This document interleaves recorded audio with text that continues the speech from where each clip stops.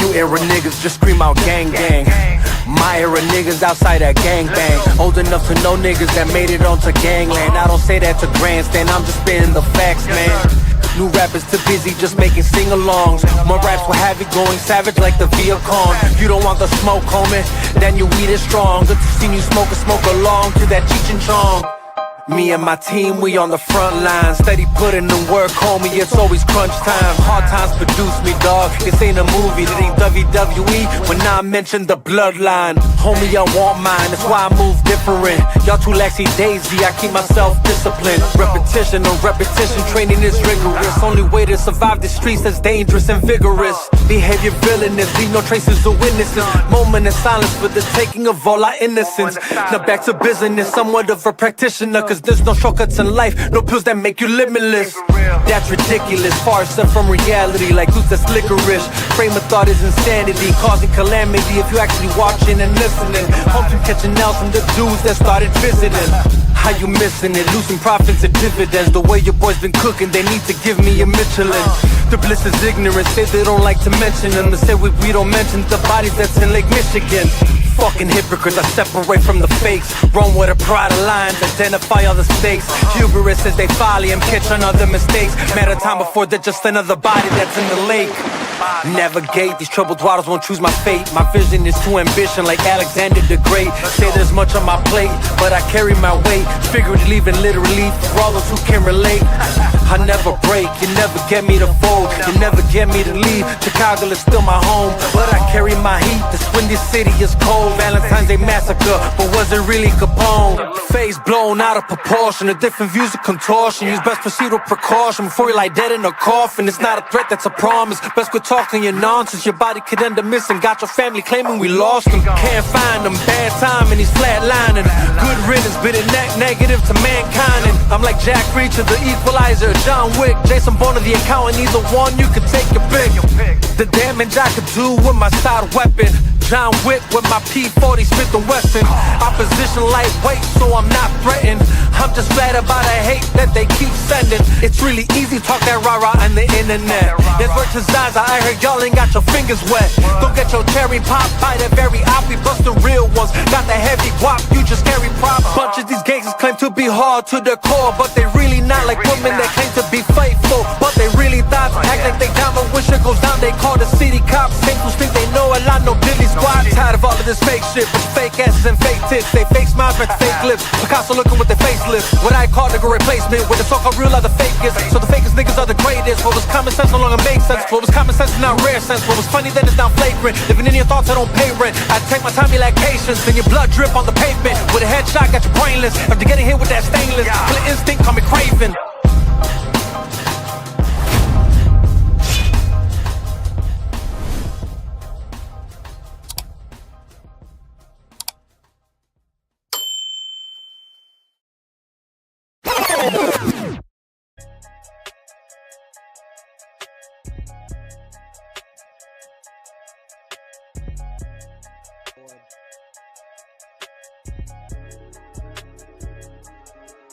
We going up, shit going down. We lighting them up, you best hit the ground. Shooting them up, one after round. When that blood in the air, you better not dare to come around town. Father, please forgive me, have mercy on my soul. Fools keep trying to test me and I will never fold. It's the way that Wendy raised me, the city of the gold. Load them up and let them go, load them up and let them go, load them up and let them fly. How's it going, y'all? How's it going? This is the Chop Shop. Yours truly, Il Divino Vega. It's been a minute. We here though. You know, there's always seems to be these like long gaps between when I go live here in the Chop Shop. No, but to keep it a bug, man. You know, been busy. But even just apart from that, honestly, there's just times where I just wanted to had other things to do. You know what I'm saying? Rather wanted to spend time with the wife or family, things of that nature. You know what I mean? Just to keep it a buck. It's not just all like, oh, I had no time. Sometimes I did have time, but I chose to have that time to myself just to keep that a buck with y'all. But obviously I'm like, yo, there's just so much going on, so much to talk about. And I'm like, I just don't want to let too much pile on where it's like a long segment trying to cover everything, even though in the description section. It seems like there's a lot to talk about or things that I want to, chop it up about. But um, I'm gonna try and keep it as short and sweet and simple as possible, guys. Um, that being said, let me just nip this one in the bud because why not? Uh, the Rousey versus Carrano fight card. Your boy had it wrong. You know what I'm saying? I'm just gonna keep that a buck. You know what I'm saying? Your boy had it wrong. It's obvious that yeah, I think Ronda Rousey had a game plan, you know what I'm saying, and she executed it quick. That's what I had wrong. Everything else I was kind of spot on, to be honest with you. Um, Ngannou got that knockout. I was exactly thinking was gonna happen. Um, Mike Perry, same thing, he went in there and I mean, well, actually, actually out of all the fights, I feel like the Perry and Diaz fight was probably one of the most like like they're squabbling up. You know what I'm saying? For the most part, though, it was knockout after knockouts. You know what I'm saying? Like throughout the that event, and even in the prelims, some pretty good fights. But as far as like the main event cards are concerned, just to like again, I'm trying to keep it sweet and simple. Like I said, Mike Perry, obviously, came out on top over Nate Diaz. I felt like that fight could have gone either way initially, so I really didn't have a dog in that fight necessarily. How I thought that would play out. Although I guess I kind of favored Mike Perry, but just because I just feel like he looked like he was more ready for the fight. But then Ngannou did exactly what I thought he was going to do. Just come in with that just overpowered lens, and that's exactly how it played out.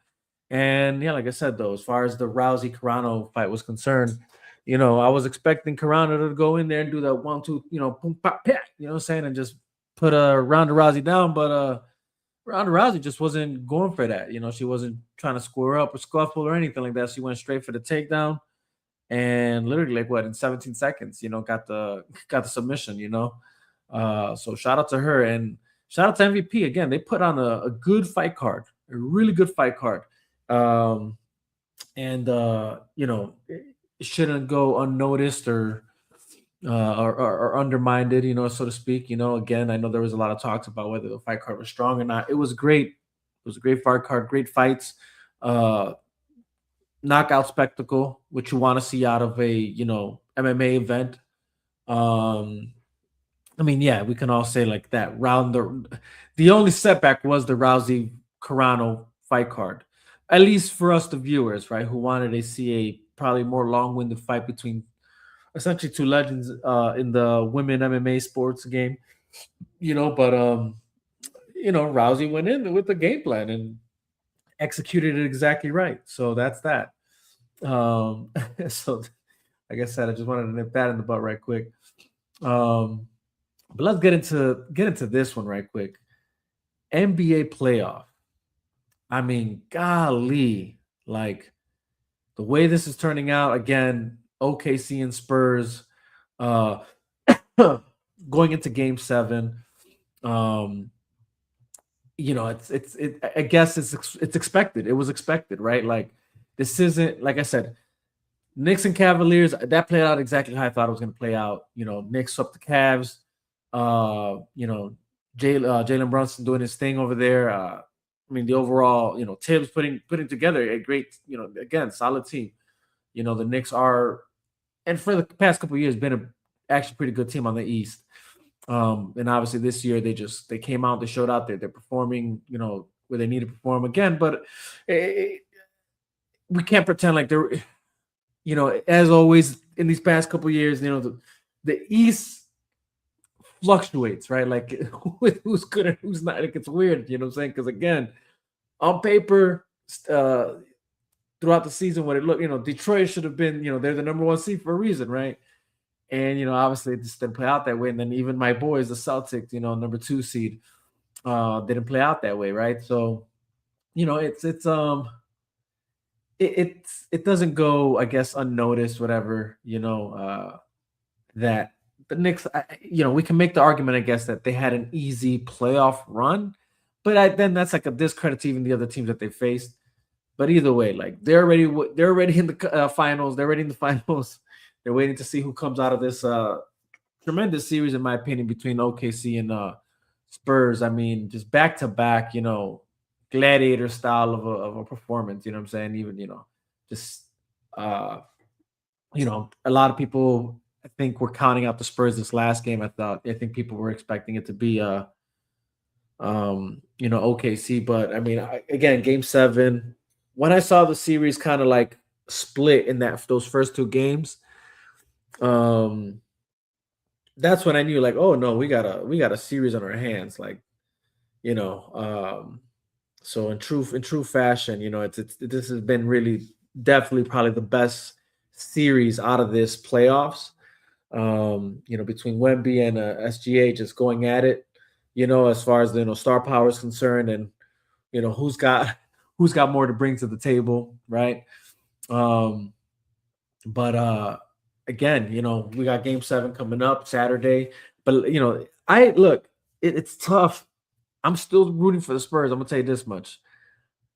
I feel with every victory that the Spurs have, you see a dominating team, right?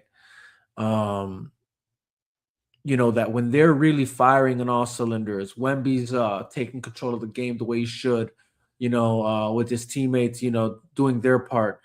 Um, they dominate their wins, right? Where when you look at the Spurs wins, they're not in dominating fashion, but it's a good win nonetheless for them. Wait, did I say that right? When OKC wins, I'm sorry, I don't know if I said that right, but when OKC wins, they don't win in dominating fashion, but just enough to let you know, like, oh, well, they're still in this, right? Or they're here to compete, right? But again, when the Spurs are like, when they're on, and they dominate. So it's like, come Game 7, this is what we need to see, right? Essentially, we need the Spurs to replicate what they just did in this last game, right? Just whatever what you did this game, let's do that again, Um, but again, it's good series nonetheless. Really good series. I'm definitely excited for it, guys. Um, and definitely been enjoying this series, this playoff run. Um, I think whoever wins this game still takes it all. I know obviously the ideal is probably Knicks are coming well rested into the next series, into the finals. Um, but I just feel like you know this series between the Spurs and OKC going 7 games just goes to show the caliber of like just the eliteness of their teams, right? You are talking about two of the best teams in the NBA, period. Not just on the West, but the overall NBA, period. You know, so again, them going to Game 7 isn't a like, oh, what's happening here? It's not that at all. It's for sure, like just you're looking at two top contenders, going at it. So again, I think it's going to come down to, you know, who's whose star power is going to overall take control of the game. Is it going to be Wemby's? Is it going to be SGA's?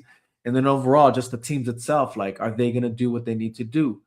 You know, because I mean, obviously, we're going into OKC, so obviously they're the favorite team, right? They haven't had, what is it? They got like a 6-1 so far. Yeah, 6-1 record right now at in the postseason from their games that they win and lose at home. So again, and then even with the last one, 11-2. So it's like they're the favored ones to win. They got the experience of being in game sevens type games, right?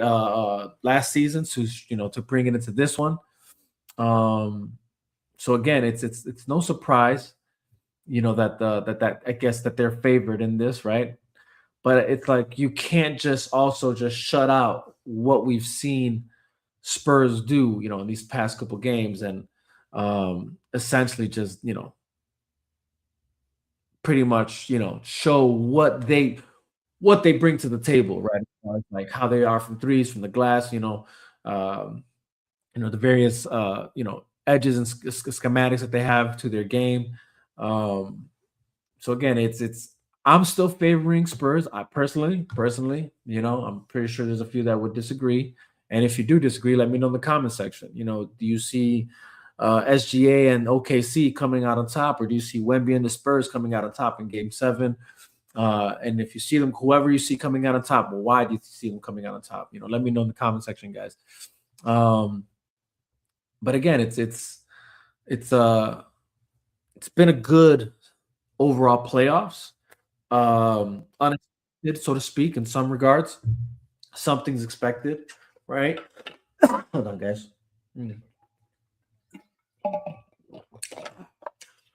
So it's gonna, it's like I said, it's definitely been one of the highlights, so to speak, of I guess you could say, of every playoff I've seen in the past couple. This is probably by far one of the most one of the more, I guess you could say, very just on edge, unpredictable type playoffs in a while, right? Compared to, I guess you could say, the playoffs of times past. You know what I'm saying? But that being said, guys, again, it's worth the watch. If you think otherwise from what I'm saying, let me know why that is. Or if you agree, let me know you agree and why. Apart from that, I do want to show some love to the NHL too, right? Because I feel like sometimes, and this isn't like a knock or a diss, what I'm saying? Because it's like, this sport holds its rightful, I guess you could say, place in sports, and it's definitely, when you tune in, it's like it's no mystery as to why it is, right? It's fast paced, it's edgy, it's impact kind of sports, strategic as well, and we kind of had a discussion about it last time, me and Pin were on. But that's obviously I want to discuss the pretty much the NHL playoffs, right?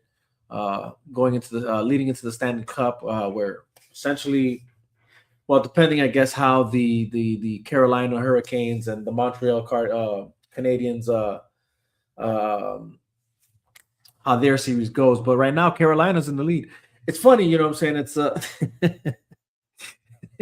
it's funny how, a Canadian sport, and it seems like it's always good to see the US, kind of just take control, or not take control, but just outdo the Canadians in their own sport. You know what I'm saying? Not only just in the whatchamacallit, the Olympics, but also just in the sport in itself, So that's a cool thing. And shout out to the Golden Knights from Vegas. They've already advanced. I mean, so it's almost like a similar depiction, almost, from what we're seeing in the NBA. Same thing here in the NHL. You have the one team that kind of just, swept through and kind of, doing their thing, breezing through and then the Western Conference Final only is the difference. And they're waiting. And right now, like I said, we're looking to see if Carolina can close out, their series against Montreal. I don't see why they won't and why they can't. I mean, they've been playing really well, really well. So I mean, but again, Carolina's in control. They could just keep it up, then again, it should be. We should be looking at the Golden Knights versus the Hurricanes in the Stanley Cup, which I believe should be either June 2nd or June 4th, according. Obviously depending on how this Eastern Conference wraps up.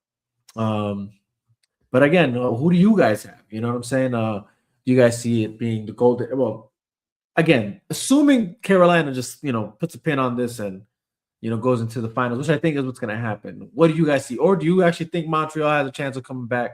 Let me know in the comment section. Am I wrong? Do I got this one wrong? Let me know in the comment section whether you think I'm right on them closing it out, or do you have hope? Maybe you're a Montreal fan, you know what I'm saying, and you think there's a shot for them. Let me know. But as I see it right now, it's going to be Carolina, and it's going to be Vegas and Carolina, Golden Knights versus the Hurricanes. Again, Vegas, the Golden Knights really have had good pressure off the rush, layer defending.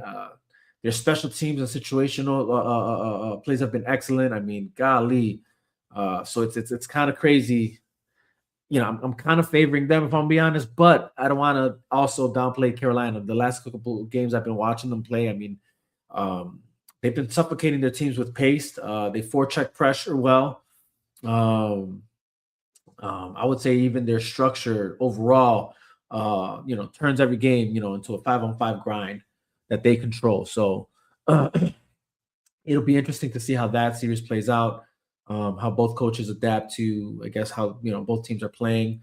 But again, I don't want to get too deep into it. We'll save that for another discussion. But again, just I want to show love where love is needed. I know we're in the NBA playoffs, and that's essentially my sport, and that's really kind of like where my, I guess you could say, I favor more, right? I favor more basketball than I do hockey, but make no mistake, I do enjoy a good hockey game, especially. And here's the thing: I'll be honest, I'm one of those guys that like the like when it comes to football or or soccer, I'm the guy who tunes in when it comes to like playoffs or the cups and things of that nature. So like now that we do have like the World Cup coming up, that's when I'm tuning in. And it's kind of the same thing for me when it comes to the NHL. I'm more tuned in once we get into the playoffs and the Stanley Cup and things of that nature. I'm not really watching games throughout the season when it comes to the NHL. Don't don't get mad at me for it. It's just it is what it is. That's kind of how um how it is for me when it comes to that. But let's go ahead and jump into the next thing, right? Because again, I'm just trying to give kudos and credit where credit is due, so to speak. Um, okay, I keep getting messages, and I'm trying to see who's messaging me and from where, because I don't see it coming up over here. Um, but anyways, um, next thing, guys, Chicago sports. Let's just get into it.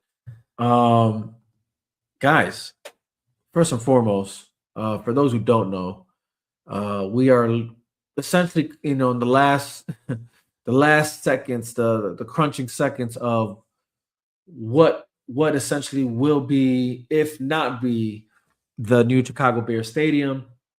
Um, Obviously, for those who don't know, we've been covering it here for a while now, um, and that's that. Obviously, you know, the discussion is whether or not it's going to be here or whether or not it's going to be um, in Hammond. Sorry, and if it's going to be in Hammond or it's going to be in Arlington Heights. The reality is, we're not, it's not, it's not going to be in Chicago anymore. That's just a fact, right? Like, Mayor Johnson and the whole Chicago politics apparatus dropped the ball on that. Um, so, now we're looking at either Arlington Heights or Hammond. And I know as of right now, that's being decided right now in the I guess you could say the just in Springfield. There you go. Like what I'm trying to say here. It's being decided in Springfield right now, guys. So we have yet to see, I guess, how that turns out. But I mean, look, the reality is I think it's that. And for those who don't know what I'm talking about, it's the mega project bill that they're discussing right now. So we have yet to see, I guess, how that turns out. But I mean, the reality is I just they'd be stupid to drop the ball on this. So I think I think they're gonna come out and realize like, okay, this is what's happening. This is what we're doing.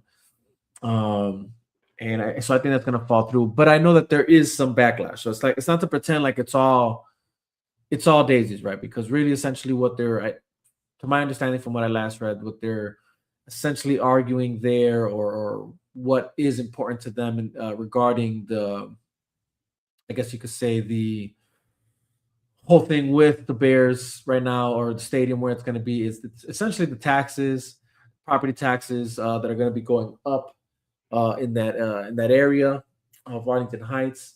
So I know that that's essentially the backfire there, or what's being argued. So essentially, um, but apart from that, hmm, I don't see them backing down from this. Uh, the reality is that should still be going through. Um, Regardless of, I guess you could say, the concerns that are being brought up regarding that. I know I saw something. It had something here to do with. Hold on, let me see if I can find it for you guys, because I don't want to just blow smoke up your asses.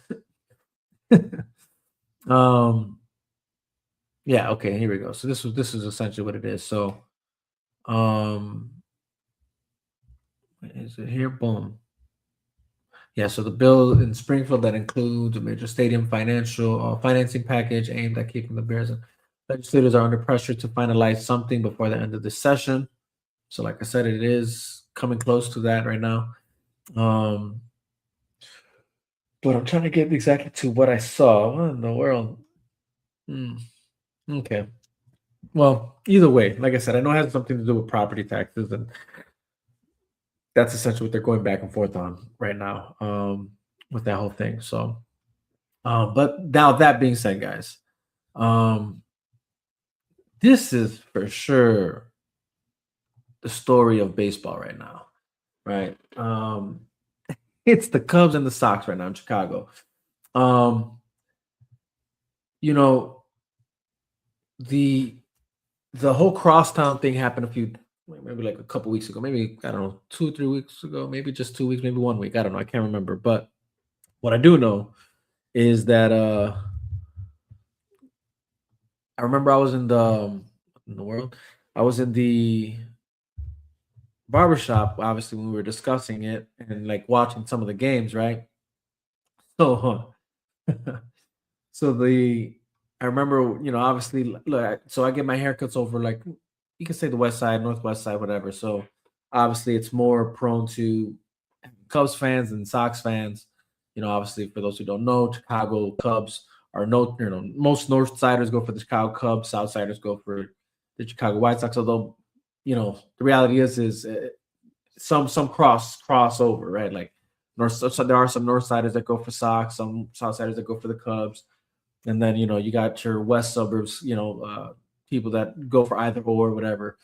Um, but the reality is you're looking at two teams that essentially are doing very well. But I want to focus in on the Sox. I feel like that's the story here. Um, the reality is the White Sox are really like looking really good right now. And it's funny because again, I remember again, the story I was telling is we were at the barbershop, and obviously the Chicago Cubs at that time were like on a crazy winning streak, right? And and essentially like, they were like obviously blowing smoke up there, about, like, yo, like Cubs are looking really good, whatever, blah blah, and so I was like, yeah, yeah, no, they are looking good, man. Um, but I was like, but like, make no mistake, like the White Sox right now are looking pretty nice themselves, and even at the time, record wise, I forgot exactly what the record was, from both teams, but the reality was is like the White Sox were only like a few wins away from being like on the same, wins as far as the Cubs, right? So like that's essentially what they were like the point they're making, right? Like, oh, Cubs got a better record. This, it's like, yeah, but not by much, right? And then sure enough, like, obviously the first game kicked off and all the Cubby fans, oh, and rightfully so, rightfully so. Nothing wrong with that. There's nothing wrong with that at all, you know. Uh, but right, the reality is that the White Sox came and won the series. Pretty, and it was a great series though. Like like it wasn't like it was like you know how do you say like it wasn't like any one team dominated, so to speak. It was very close games, and that's but nonetheless, yeah, obviously for the crosstown rivalries, it gave gave each fan something I guess you could say either talk shit about or celebrate about. You know what I mean? So the reality is I remember that was the discussion we had, and I'm like, bro, like don't count out the Sox, man. And sure enough, they came and they showed why, and it proves exactly the point I was making. You know, um, so I was like, here we are. Now, granted, obviously, we're Cubs are still still up as far as like the 31 wins, 26 losses. Yep. But now you're looking at a White Sox team, what, 28 and 27. But here's the story here, right? This is the real story here, guys.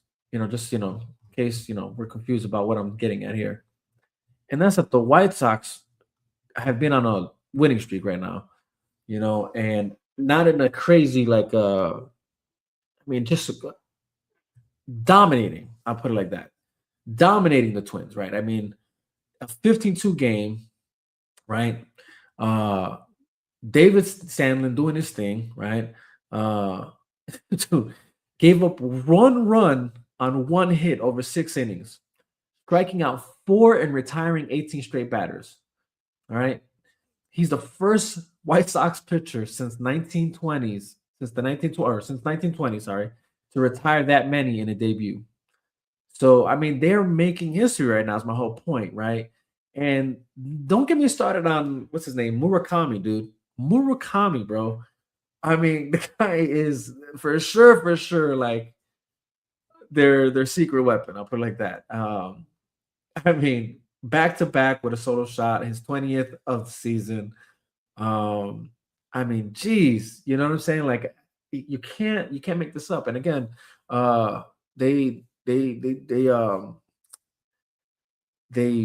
really put in work against the Minnesota Twins, guys. I just put it like that. The last game they just had, it was a 6-2 win over Minnesota. Um, but again, even Davis Martin, again, doing his thing. Davis Martin, uh, again, allowed one run on two hits over six. Not overpowering, but in control, guys. And that's what you want to see. Again, Murakami, man, just man, dude. You know what I'm saying? Like it's this isn't. I guess what I'm trying to get at is this isn't a team that is winning by flukes. This is a team that's winning, finding an identity, um, and taking control, I guess, of what the narrative is around them. Meanwhile, Cubs on the other hand, I mean, they were on a losing streak, 10-game losing streak to be exact. But they finally got out of it. Ended up taking a 7-2 win in a series split against the Pirates. So kudos to them for finally breaking that losing streak. It was kind of insane to watch, because it's like which is crazy because it's like they're a team that does so well when they do well, but man, when it's like then it's like when you think they got it, it's like geez, they remind you why why they don't, I guess. But either way, they're both actually playing good ball. It's good to watch these teams play. It's exciting right now for Chicago fans overall, I would say, when it comes to baseball, whether you're a Cubs fan, whether you're a White Sox fan. And again, yeah, obviously you want to see, I guess if you're a Cubs fan, you definitely want to see them do more because they should be doing more, right? You're obviously struggling on pitching. But, so obviously that's something they got to fix and fast. But either way, it's still good. It's still great to watch them play. And then especially if you're a White Sox fan now, like now's the time to like really gear up and be excited for that team. I would say they're looking really good right now.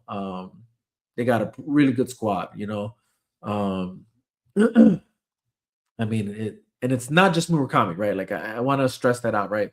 Like he's the guy, he's the main guy. We're all like, if you're a White Sox fan, it's like, yo, but there are other players right now that are, essentially vaulting the White Sox back to contention, So again, like I say, this is a team to watch right now. It's if you're a fan of baseball, if you're a fan of the White Sox, now I mean I know right now you're more happy than ever to see these guys perform.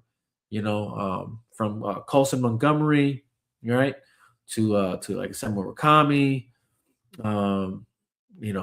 like I said, Davis Martin right now. I mean, golly, what a pitcher, man! What a pitcher. Again, I haven't been excited watching the White Sox play.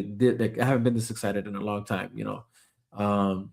Again, this is me just being a Chicago fan, right? Like I root for both teams. Those who know me, I really don't have a preference over Cubs or Sox.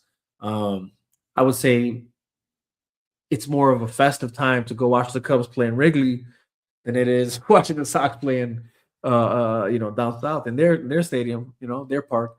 Definitely more dangerous to go out there, to watch the Sox play.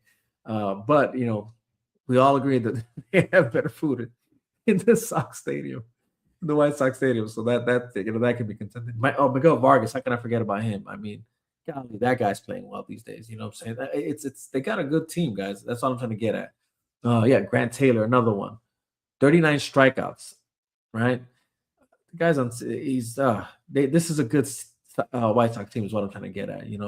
Can't forget Sam Etonacci, right? Outfielder. So again, this team is looking really great, guys. Definitely good. Again, really good time to be a Chicago baseball sports fan. Whether you're a Cubs fan, whether you're a White Sox fan. Obviously, I know Cubs fans. We want to see more. White Sox fan, we're right on pace, right? Like either or, you can't. You can't. You can't be mad. Is what I'm trying to get at. I mean, it's you're coming away with good baseball either way.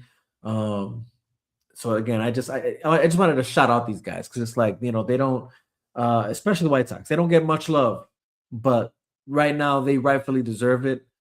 Cubs again, they're playing essentially how you want them to play, but or how you expected them to play. I guess is what I meant to say. They're playing pretty well. It's just it's that pitching right now that's kind of really got us struggling, but still a great team to watch play. Again, good time to be a Chicago's baseball fan, whether you're Cubs or White Sox. Um, but let's see. Let's go ahead into to some other things, right? Revolving Chicago, right? It's definitely been a crazy time in Chicago, guys. What the hell? You know what I'm saying? That's all I gotta say. Is like, what the hell? Can we get our shit together? I guess is what I want to say. Can we get our shit together? Um, it just seems like right when you thought there was hope, right? Um, just more bullshit. You know what I'm saying? Just more bullshit. Um, and I'm laughing just because I'm naturally a jokester at heart, or very humor, even dark things I can find humor in it. But I'm definitely that guy who relieves pressure with humor, or just likes to see the funny things and things, whatever. Blah, blah.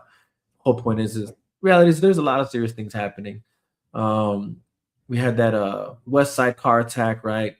Um, where I think what was it, 5 officers that got injured and one like bystander. Um, I know they just another kid was found on the south side of Chicago, shot, uh, fighting for his life. You know what I'm saying? I think like in a gangway or something.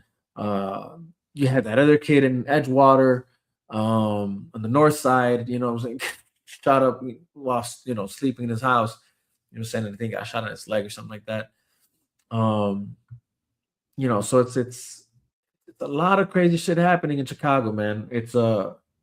Can we get our shit together? You know what I'm saying? Can we get our shit together is the overall story here. Or like I guess what I'm trying to get at, guys, because it's like, you know, it's like just when you thought it was over, you know what I'm saying? Um, I think this past Sunday there was like a huge fight that broke out, right? Matter of fact, we just had the Sueños event take place, and I wish I could find some of the freaking footage, but then again, that's how you know you get flagged on YouTube for playing other people's shit. So like I can't really do that. But man, like there was like a bunch of fights that broke out in Sueños, which is essentially why I'm glad I haven't gone just since the first time. Like literally, it's crazy. The first year they did Sueños, right? We went for my birthday because it's relatively around my birthday weekend, or birthday week, whatever. And I remember we went, and the whole weekend, nothing went down. It was just festive, just a great time, great artists performing. You know what I'm saying? Everybody was just dancing, having a good time, drinking. Some people were smoking, some people were doing whatever the hell else.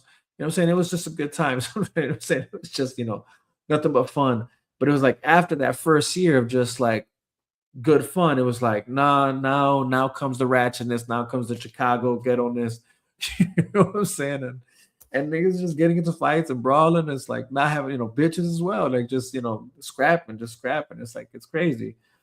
Again, it's like that's Chicago for you though. It's like, what do you expect? It's you're here for so long. And here's what I will say, actually, what I didn't get to another thing to touch on is apparently when it came to that kid that got shot up on the south side, the crazier part to this is that nobody called the police. Like there was no police report or anything to say that or show that like there was no call that came in about a shooting or somebody getting shot.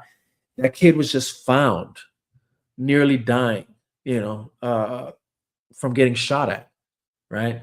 That's crazy. You know what I'm saying? Like that's just crazy to me. Like like that's just how I feel like that's just an indicator of how numb we are in Chicago to these types of things. And I'll be honest, like I'm probably among them, to be honest with you. Like, you know, not that I'm probably I am. You know, it's like that's the sadder part, right? Like it was a kind of like a wake up call. Like, man, you know, like shit's going down, and like I'll be at home and I hear a gunshot go off, and I don't think to myself to call the police or to even see what's going on. It's just like, damn, as long as it didn't go through my window, you know what I'm saying? Like, which is a sad way to think, you know what I'm saying? Like, low key, we got to do better on that, you know what I'm saying? Like, there's people's lives at stake here. Um, when you hear something of that nature, if call it in, call it in. Don't just think to yourself like, oh, they must have heard it. Again, that kid getting shot up on the south side, they must have heard it, but clearly someone did and didn't report it, or and you know what I'm saying. And you guys got to keep in mind that the shot spotter thing doesn't exist anymore. So like a lot of these shootings rely on you calling it in now, or just by chance if there's police officers in the area hearing it. But so that's, yeah, again, it was a sad thing to consider, and like again, it's sad just that this is Chicago. Like this is what we've come to, guys. This is where we're at with this. It's insane.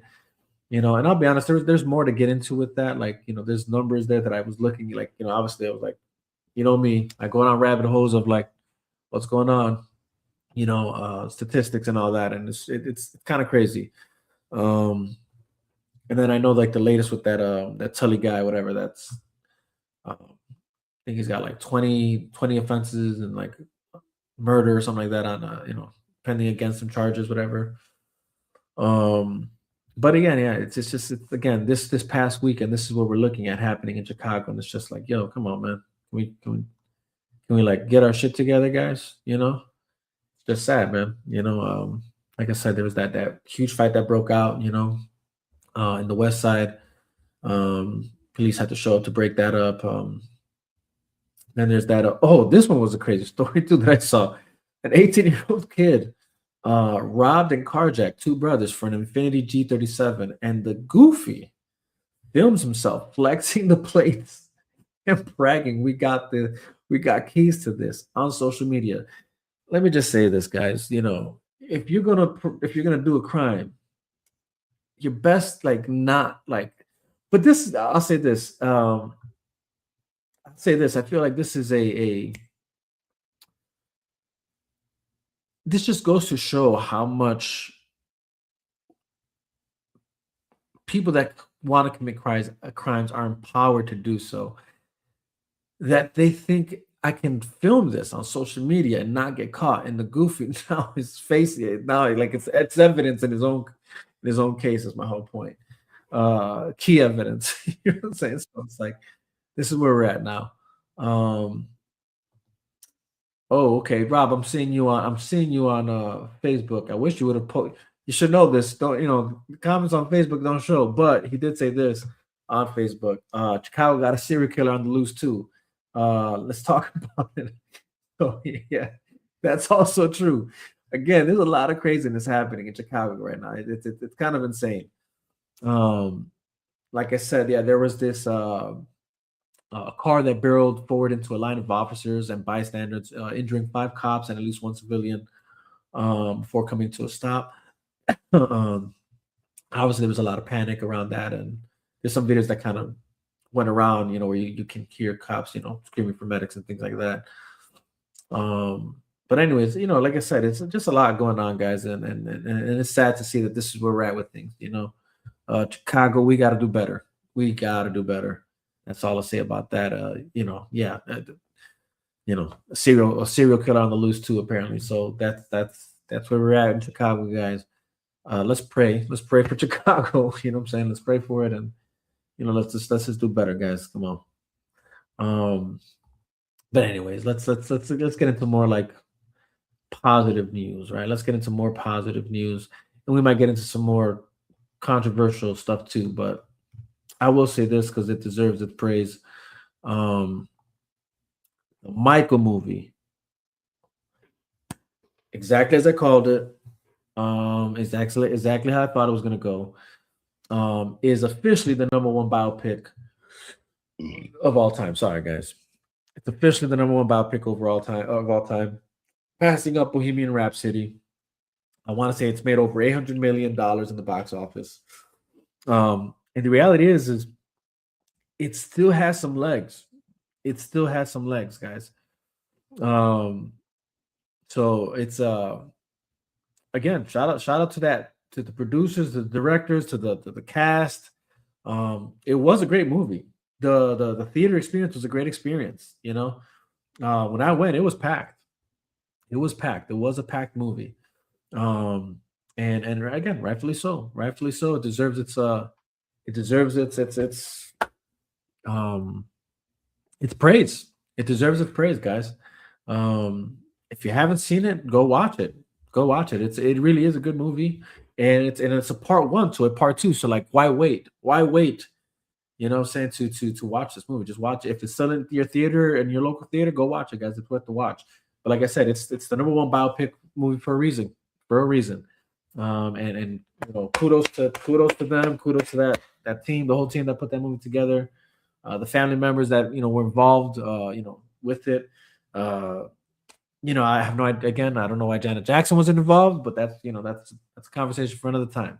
But I will say is just again, want to give my flowers to those that who put in the work into this movie. It's worth the watch, every second of it. Um, and like I said, it's for all ages. It's a good movie, guys. Um, but anyways, that's it for that. I just wanted to again give my flowers there where it's needed. Another movie deserving of flowers. I'll say that. If I can find it here. Did I not have it here? Thought I did. Oh, no, I don't. But let's go ahead and talk about it.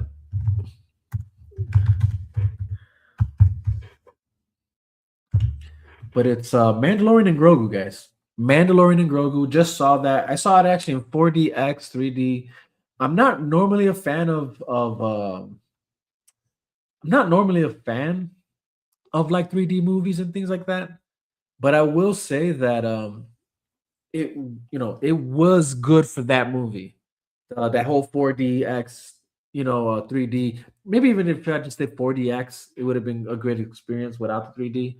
But that was my first time doing that, and it was the right movie for it. You know what I'm saying? Water hitting me in the, like, mist of things, seat moving along with the flights of things. It's like, the flashing of things inside the theater when the gunshots are going off and explosions. So it's a cool experience. But apart from that, setting that aside, the movie itself, it's a good movie. It's a good movie, entertaining. I would say this, if I'm just gonna be honest, uh, if you're a Star Wars purist, you should have issues with it, rightfully so. As I don't want to say I'm a Star Wars purist, but as someone who for sure has invested into the Star Wars, I guess you could say, lore and universe and continuity. Um, yeah, there are things that definitely I personally found issues with, but it wasn't in a way that disrupt my ability to enjoy the movie. Um, it's just more from a critique standpoint, right? So as just an overall watcher of film or just watching a movie, it has everything you want. It has the action, it has a pretty decent story plot, a lot of comedic moments, heartfelt moments, so it has like a lot of that in it, and so it makes for a good movie to watch, like very, well-rounded movie. Um, and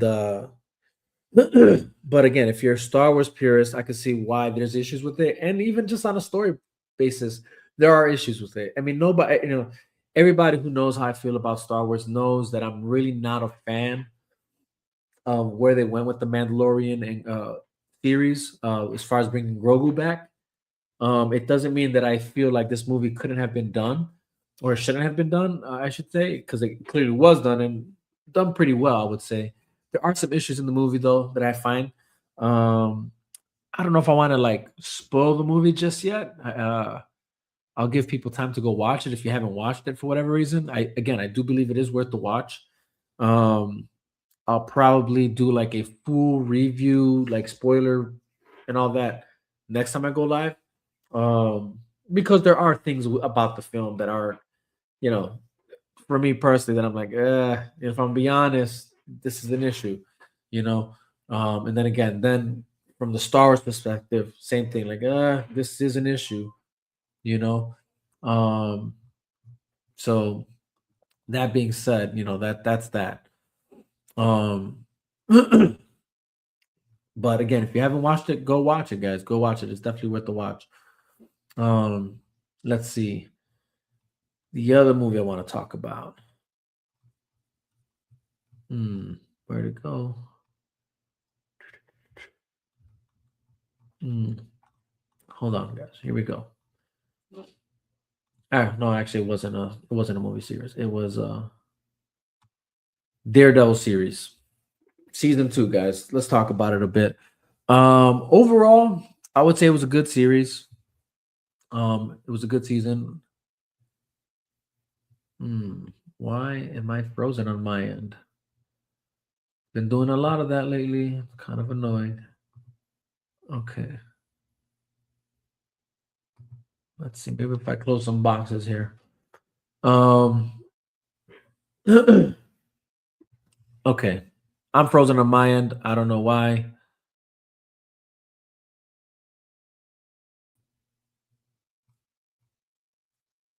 Interesting. Okay. Hold on. Give me a moment, people.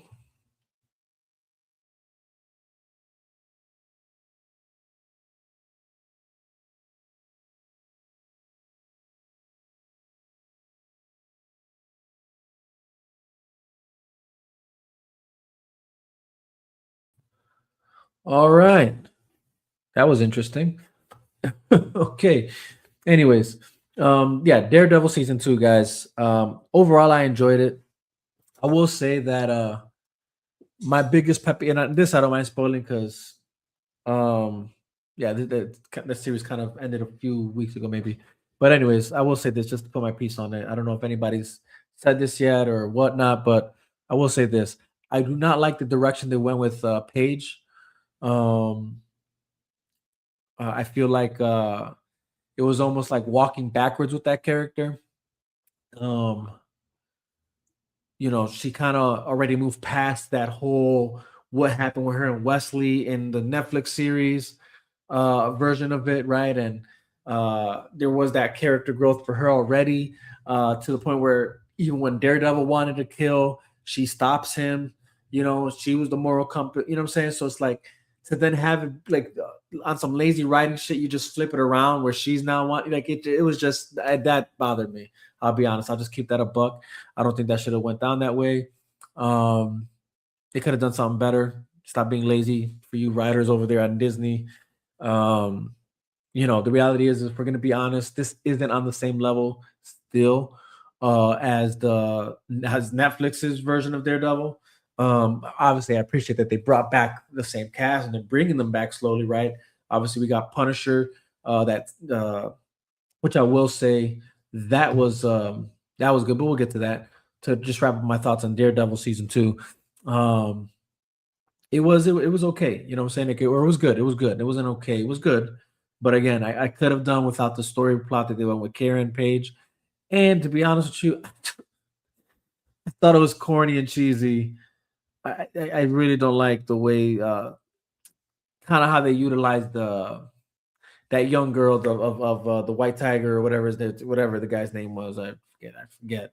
You know, um, where they're using his niece to kind of like don the mantle, except she's not really him just yet, or that hero just yet. It's like I would have preferred more of that guy as that guy. You know, but hey, it is what it is. Whatever. Other than that, there are some good moments in that series, or this new season that just passed. Whatever. And the fact they brought back Jessica Jones, I hope. And spoiler alert, obviously, for those who don't know, Luke Cage coming back, that was cool to see.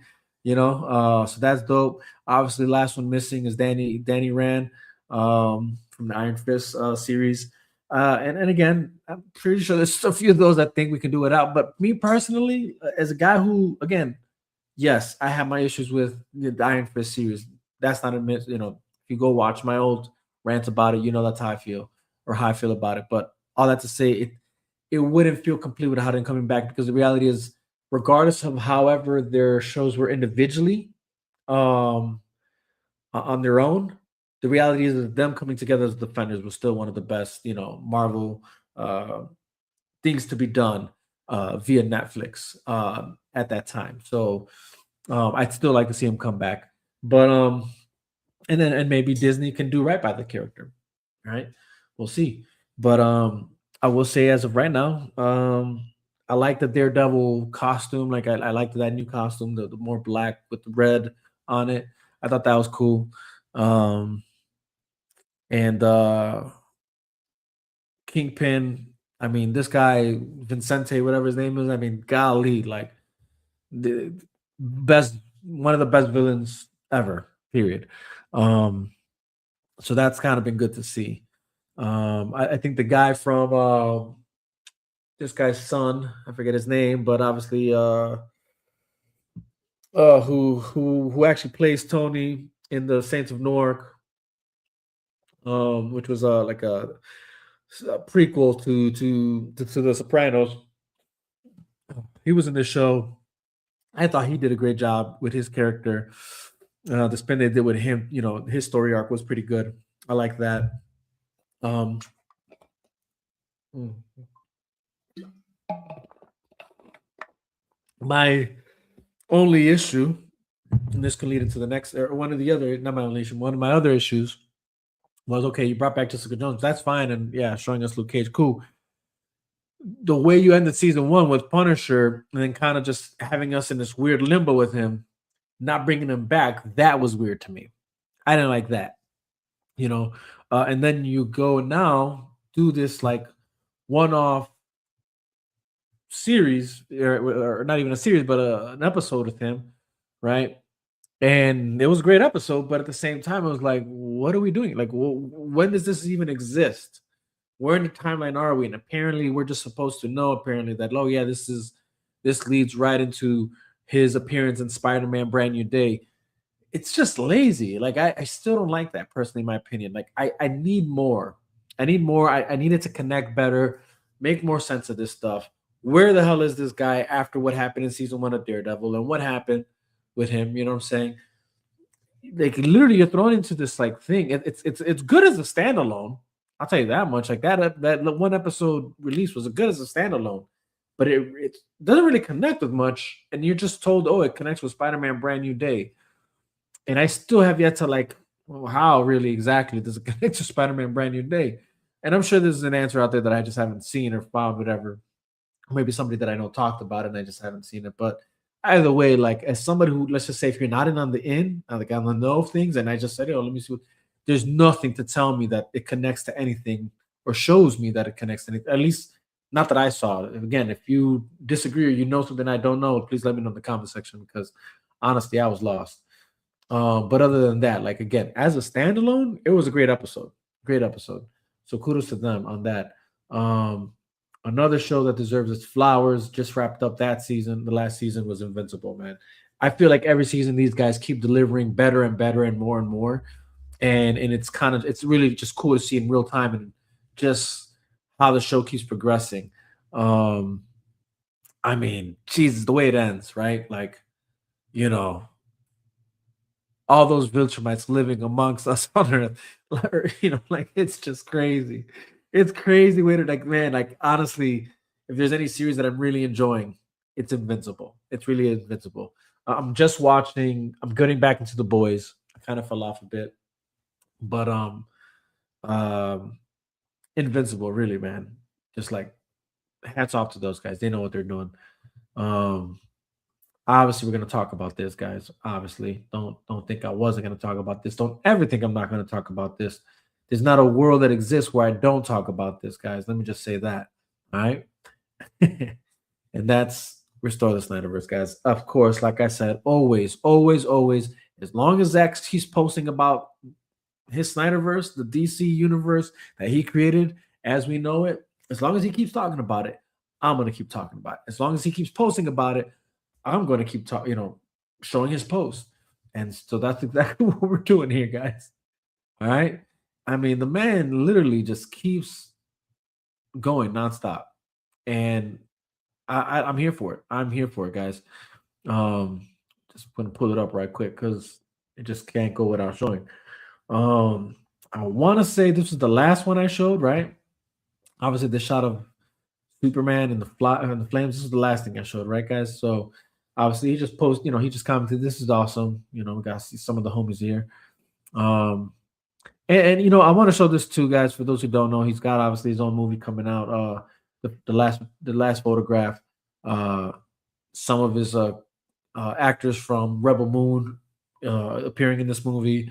Um, Obviously, if you're a fan of this man's cinematography and directing style, storytelling style, and all that, like I know I'm excited to watch this. Right? Anybody who knows, obviously, I'm a big fan of this director.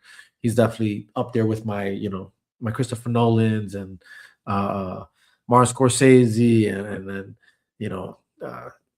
Dennis Villeneuve and whatever, all the top directors that I put on a pedestal because I'm like, yo, these guys know what they're doing. He's definitely up there. So I'm definitely excited for that. But boom, this is the one that I was like, that we last left off on. And again, this is what I just want to get at, guys, is that this guy is clearly just nonstop, continually posting, and it can't go without being noticed. That's all. I just want us to pay attention, pay notice to this guy doing this, and it means something. Is my whole point, right? And he wants us to be excited for what the future holds, and wants us to fight for it. Is the way I'm gathering this, because this is exactly revolving around that, right? What was broken was made whole again. A silence became a voice. A wrong was made right. For those who don't know, this is revolving around essentially what happened with the Justice League movie that came out in 2017. They obviously had to leave the project. His daughter Autumn died, which is why even here, when you're looking at his comment here, yeah, it says for Autumn, that was his daughter, which unfortunately committed suicide, and due to that, it pulled him and his wife away from the film, the Justice League movie that we ended up seeing in 2017. But whole point is when he left, they bring in another director, and this director essentially just botches the whole thing. Him and which was just to even I'll put names out there. Joss Whedon was the director, and then at the time you had Jeff Johns overseeing essentially what DC was going to be doing going forward. Um, and they completely botched Zack Snyder's movie, right? And the story was that Christopher Nolan and I think his wife went to go see it, and Zach didn't go. I think he was still dealing with the situation with his daughter when it came to the premieres. And when Nolan and even a few other people of their circle saw it, they just obviously they recognized that it wasn't Zach's film. I mean, everything was just off from just you know cinematography style, the tone of the film, coloring, color grading, whatever, all that, the script, the way the story was told, so much was taken out. I mean, to the point to why when we finally got the Zack Snyder's Justice League in 2021, it's as long as it is, right? And I'm not I'm for it. I've always been for it. I'm not a person who feels like a movie has to be under a certain time. But all that to say that again, it's that's what happened, right? It was broken. It was made whole again. There was a silence about it, right? Because initially everybody thought, oh, the movie in 2017 was Zach's film. I'll be honest, I thought so too. For a moment there, I was like, oh, they twisted his arm hard enough that he changed his style of filmmaking, to please the so-called masses that didn't eventually didn't show up for the film that they wanted, right? So, anyways, on this anniversary, we remember the vision restored, the balance returned, and always in the end, it was the fans who made it possible. Obviously, shout out to the Snyder to release the Snyder Cut movement. On this day in 2020, we announced that we would be completing Justice League as it was originally intended. Special thanks to Henry Cavill, who joined me for the announcement, and to the fans who made it possible for Autumn. And so for this part, there was like I don't know what to call it. It was like a Vero live event that he did, where I think they were doing I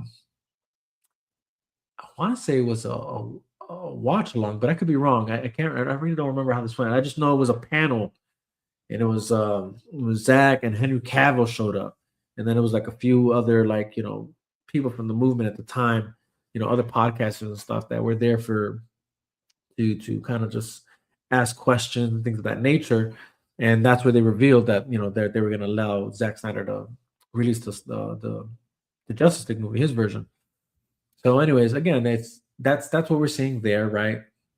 And why remind us of the fight? Why remind, what I'm saying? Like, and again, it's like, sure, maybe it's just you're just trying to show appreciation. And again, that's cool, but at the same time, like, nah, I think it's just more than that as well.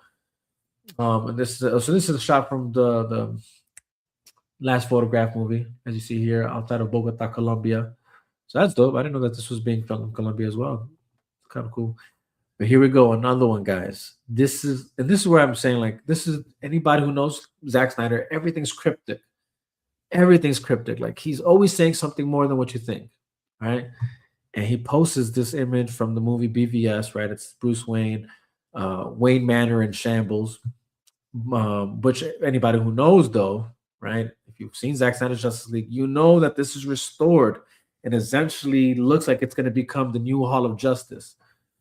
But he says, this is about the future of the world. This is my legacy, Bruce Wayne. Now, obviously, dope line of Bruce Wayne in the movie, but again, you're showing this on social media for the public to see. I just feel he's saying something more here.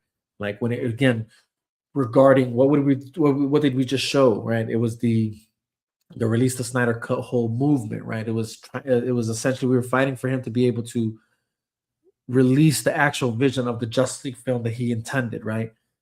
And obviously after that, we've been fighting for the restore the Snyderverse thing, right? When I say fighting, I mean like just, I guess you could say galvanizing and being activated online and constantly hashtagging this with similar posts and things of that nature, which again, you see some of the homies in the comments section with the hashtag restore the Snyderverse, on mission, on brand. We know what we're doing here. But anyways, I wanted to say that there's still a story to be told, right? The way the movie ended, Darkseid was on his way. Martian Manhunter revealed himself. We know that there's a Green Lantern in this world, you know what I'm saying, that we haven't seen yet. There's a story here, right? There's the alternate timeline, right? There's an alternate timeline that's showing itself, that we haven't seen. So again, I'm just like, I feel like he's saying something more, right? Then this post of Batman, they were hunters. And it's like, this is obviously all part of that same scene for those who don't know. And I'm here with you, brother. My favorite Batman of all time, no question, 100%. But who are hunters, right? And here we go. Another one was Superman. On my planet, it means hope, and it will always mean hope. And again, this is that cryptic. I feel like it's cryptic as well. Like, obviously he admires these characters and whatnot, but I just feel there's something more to be said here. It's him like saying, I believe, like, there's still hope, right? And that's why, like, in other interviews, right, he's asked, like, what do you want to tell your fans? Like, should they give up? And he says, I will never tell them to give up. This is me kind of paraphrasing, because there was no hope before when it was a Snyder Cut. Essentially, it was not going to happen, and they made it happen, right? We made it happen. So we now live in a world where nothing's impossible regarding this. So hope is not dead. Hope is still alive, right? And it'll always mean hope. And again, Henry Cavill Superman. This is the rightful Superman we should have been having for the longest time now. And again, it's goofy Warner Brothers, goofy from Jeff Johns to Walter Hamada to Toby Emmerich to David Zaslav, to James Gunn, goofy that just don't know what they're doing with DC. If we're just going to be honest, there's a few other names we can mention as well. But anyways, Henry Cavill Superman. He says, with Henry Cavill and my ad team on the last day of shooting Man of Steel. So, and again, this guy just undoubtedly, you look at Henry Cavill within that suit and it's just like, yeah, this guy just looks like he's Superman. He should be Superman. And this is the world we should be living in. And unfortunately, we're living in the one we are now. And that's just where we're at. But anyways, guys, let me go ahead and wrap things up here.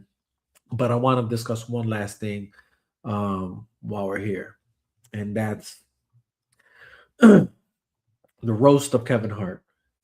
Um, and it's kind of crazy that I even have that we have to discuss this. Honestly, if I'm gonna be honest, the way I'm seeing it, um, it's it's it's weird that we're here now, you know. And hold on, sorry, I'm trying to get the right. Nope. Okay. Yeah. Yeah. Well, I could move this. Either way, maybe actually, you know what? No, I know what I'm gonna use. We'll go with that one. All right. Um. So yeah, this roast apparently is getting a lot of. I don't know. I don't know what to call it, like a lot of controversy around it. I guess I would say. Um. And in my mind, I'm like, I don't really know why, because I feel like you know it's comedy. It's a roast, right? Like, what do we? Why is everybody so sensitive about these things now?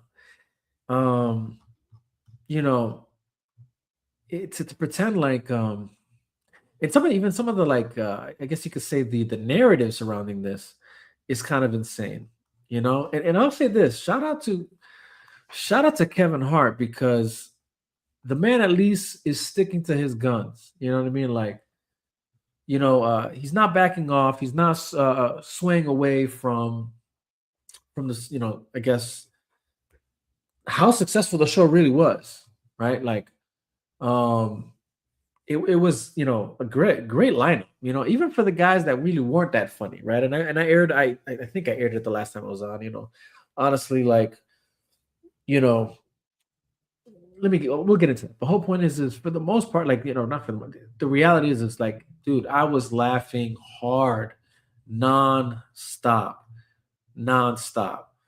Um, you know, that I'm just like, dude, it's crazy that we're gonna try and pretend like this wasn't a success.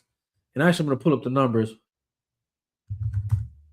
Um, to just kind of like, let's see where it's at actually. Um,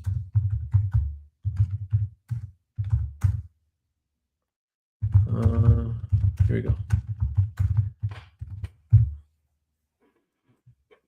But like I said, it's to pretend like like it wasn't a success is crazy. So like I'm looking at here. So short answer, there. So pretty much I typed in what are the numbers of for the roast of Kevin Hart compared to the roast of Tom Brady, which again was a success. Short answer is they're basically neck and neck, with Tom Brady's roast just edging Kevin Hart's by a hair in first week viewership. Hart's still did huge numbers, but slightly below Brady's benchmark, which again, rightfully so. Tom Brady's the real goat here. It's a joke within the roast of Kevin Hart. Again, if you haven't watched it, go watch it. But the roast of Tom Brady had about 13.8 million global views in the first full week on Netflix, while the roast of Kevin Hart had 13.5 million global views in the first full week. Um, so again, it's to pretend like, yo, it's like it's not a good. So okay, so I guess let's state one thing, as I guess let's break this down a little bit. The roast of Kevin Hart was a success. Period. Right? It was a success. Um, Now, as far as like let's just get into it, right? The the is it was it did it cross any lines, right? Was it too offensive? It's kind of crazy that that's even a question being asked, considering that this is a roast. You know what I mean? Um, this isn't lighthearted. It wasn't meant to be lighthearted comedy. This is roasting. This is essentially the quintessential of rap battles. You don't go to a rap battle just to perform like I'm going to perform my best song. No, you're going to cook the guy you are battling against.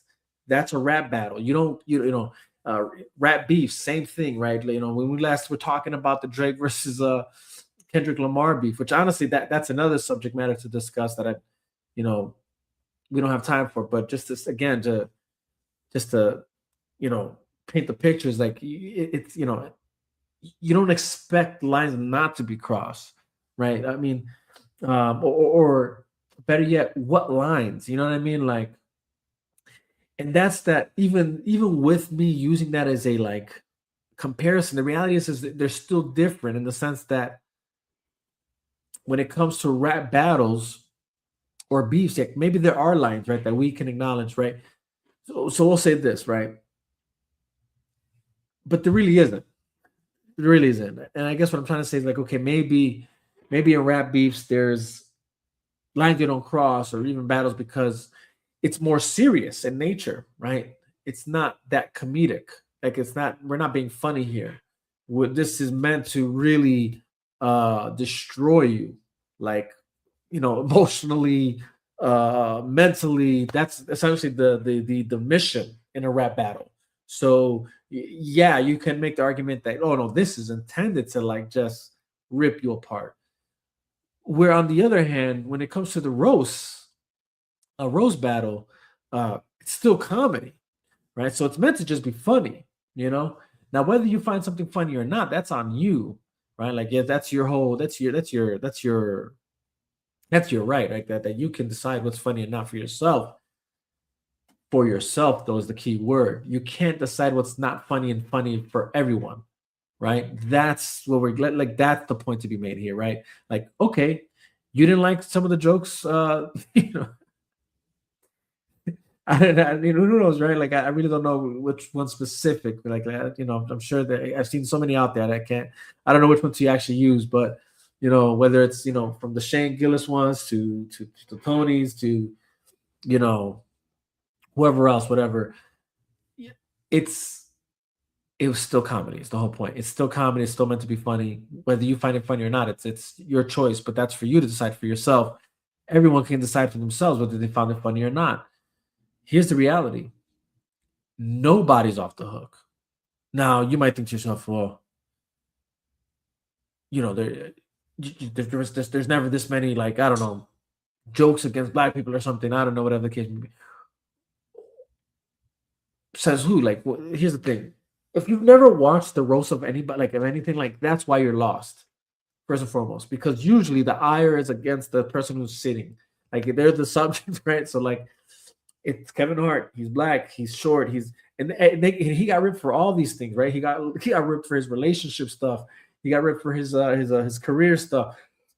Like nothing was off topic with the man, right? When you're roasting somebody, you're gonna roast everything about them, right? So like that's why when it was Tom Brady, it was everything from him being white to him being, the stories around his success in the NFL to his relationship issues.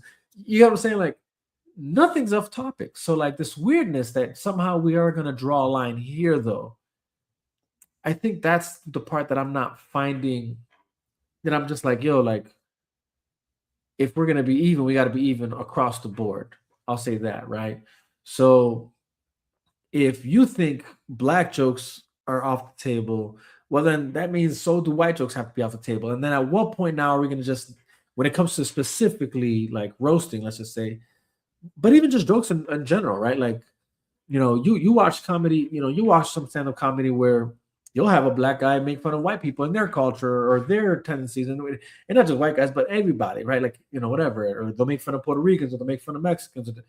So it's like, so let's just pretend. Let's stop pretending like, oh, it's only two. Like it's only happening one. Like no, it's not happening in one direction. Everybody's catching the smoke out here, especially when it comes to comedy. And guess what? It's okay because 9 times out of 10, it's funny anyways. And you know why it's funny?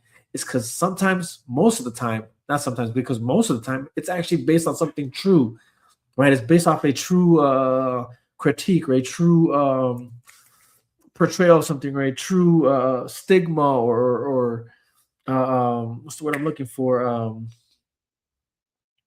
Golly, you know what I'm trying to get at. You know what I'm saying? Like, so it's like that's what makes these things funny, right? So yeah, it's come on. it's crazy to like get super sensitive and get your panties all in a bunch over these things. If you're Here's the thing, I'll say this: if you don't like that kind of stuff, then this just isn't for you. It doesn't mean that this isn't okay at all. Like, like some of the, like, again, I could, like, if there's one, okay, let's just say it, right? The George Floyd joke, right? The only person who has a right to be mad at that, and just because their family is his family, everybody else who's mad about it, like, I'm sorry, get your fake virtue signaling out of here. I don't care how you feel about it. It really doesn't pertain to you, period. Right? Um, but if anybody could be mad about it, again, it's George Floyd's family because of their family, right? Like the same way that even if I knew the truth about my family, right, and know that, oh well, the guy was, what he was, or she was what she is, or she is what she is, and they're still family. So I am going to feel some type of way about it, right? So that I can understand. But anybody else like riffing on it, or not riffing, but boo-hooing and crying about it, like, sorry, your opinion on that holds no weight to me personally. Um, again, any joke that you thought was too offensive or too racist or too this or too that, it's like, dude, this is a roast. Everybody went at everybody. Like, and then, like, let's talk about it. It was like a well balanced dais of comedians going at each other, right? Even on the like political spectrum of things, right? So, like, it's just weird. Like, if you're gonna cry about that, then, well, then you also have to cry about, if we're so like, oh, this is too offensive, then everything's offensive up there, from people's jokes on racial things, sexuality things, uh, uh, crazy allegations. You know what I'm saying? Like, let's talk about that.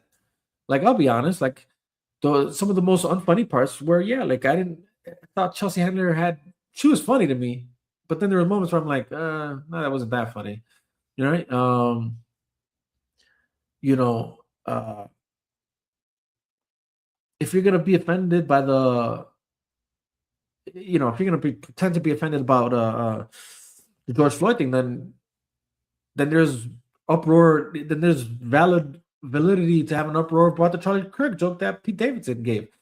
I didn't think that one was that funny, but like, I got the joke. It was pretty clever. I'm not gonna lie. You know what I'm saying? Actually, that was actually a pretty clever joke. Um, you know, I feel like that one's probably too soon, still in my opinion, but to pretend like I didn't get what he was trying to do there. I got the how clever I got what he was trying to do as far as the structure of the joke was, you know. Um, again, it's everybody was getting shot at. So it's kind of crazy that, again, this is a roast, man. This is a roast and this is comedy. Everybody out here trying to police this. Stop. Just stop. Or don't. Or don't. Because honestly, I feel like this is good publicity for Netflix. My only hope is that Netflix doesn't get soft on us and think like, oh, okay, this is too much. Like, it's not. Netflix, let me just tell you right now, the roast of Kevin Hart, the roast of Tom Brady, like you guys are doing great. Keep doing this. It's good. It's good enough. Like, whatever. It's comedy. It's roasting. It's fine. Everybody did a good job. You know what I'm saying? Like, honestly, and look, to be honest with you, I think Tony Hinchcliffe had the most punchlines, like pam, pam, pam, like nonstop, just shot, shot, shot, shot, shot. I think The Rock had the best stage presence, commanding the stage. But in a true fashion, that he's used to that, right? That's how he was in WWE. I mean, he held, you know what I'm saying? Like, he took control of the stage once he was, the dais once he was up there, right? Cat Williams, probably my best second, favorite after Tony, what he did. But again, everybody was funny. Like, I laughed at everything. I was tearing up like almost every other, like, it was hard to like laugh, like, like laugh sometimes. That's how hard I was laughing. So again, like, kudos to Netflix, kudos to every comedian that went out there, even the ones that weren't that funny. You know what I'm saying? And even the actors that had to go up there, right? Like, if I'm being honest, I think the Tiana Taylor was probably the least funny thing, and rightfully so. She was called out on it in real time. So again, it was perfect. It was a great show. It was a great show. The roast of Kevin Hart was a great show. Kudos to Kevin for standing up for the show. Knowing he doesn't have to apologize for anything. He's not responsible for anything that other people don't like. If you don't like it, don't watch it. Period. If you don't like it, don't watch it. And yeah, and if you haven't watched it, go watch it. It's hilarious, guys. But anyways, there's more to break down about it. Again, I'm not trying to stay on for too long. I have things to do, guys. But like I said, I figured there was a lot to talk about. Let me kind of just chime in a bit and share some things. But that being said, guys, again, I appreciate y'all hopping on. For those that hopped on, make sure to share, make sure to like, make sure to subscribe, make sure to put your opinions in the comment sections. We don't have to agree. We could definitely disagree on things, and I'm open to that. So again, whatever you agree with me on or disagree with me on, let me know in the comment sections. Make sure to like, make sure to share, make sure to subscribe, make sure to follow, make sure to hit that notification bell. And again, guys, like, my apologies for not hopping or not being as consistent as I should be with this. I'll say that much. And hopefully going forward, I can get better with it and more time opens up for me and whatnot. But that being said, I appreciate you guys for hopping on, or for the viewers that were watching me as I was live, and for even those that catch this on the rewatch. I appreciate y'all. Again, God bless. Much love. Peace out. This is Il Divino Vega. This is the Chop Shop. Tune in.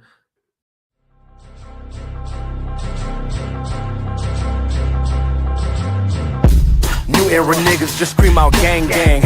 My era niggas outside that gang bang. Old enough to know niggas that made it onto gangland. I don't say that to grandstand, I'm just spitting the facts, man. New rappers too busy just making sing-alongs. My raps will have it going savage like the Viacom. You don't want the smoke, homie, then your weed is strong. Good to see you smoke along to that Cheech and Chong. Me and my team, we on the front line. Steady putting in work, homie, it's always crunch time. Hard times produce me, dog. This ain't a movie, it ain't WWE when I mention the bloodline. Homie, I want mine, that's why I move different. Y'all too laxy daisy, I keep myself disciplined. Repetition on repetition, training is rigorous. Only way to survive the streets that's dangerous and vigorous. Behavior villainous, leave no traces of witnesses. Moment of silence for the taking of all our innocence. Now back to business, somewhat of a practitioner, cause there's no shortcuts in life, no pills that make you limitless. That's ridiculous, far set from reality, like dudes that's licorice. Frame of thought is insanity, causing calamity if you actually watching and listening. Hope you catching out from the dudes that started visiting. How you missing it? Losing profits and dividends. The way your boys been cooking, they need to give me a Michelin. The bliss is ignorance, say they don't like to mention them. They say we don't mention the bodies that's in Lake Michigan.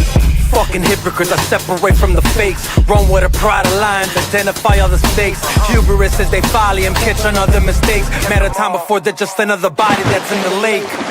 Navigate, these troubled waters won't choose my fate. My vision is too ambition like Alexander the Great. Say there's much on my plate, but I carry my weight. Figuratively and literally, for all those who can relate.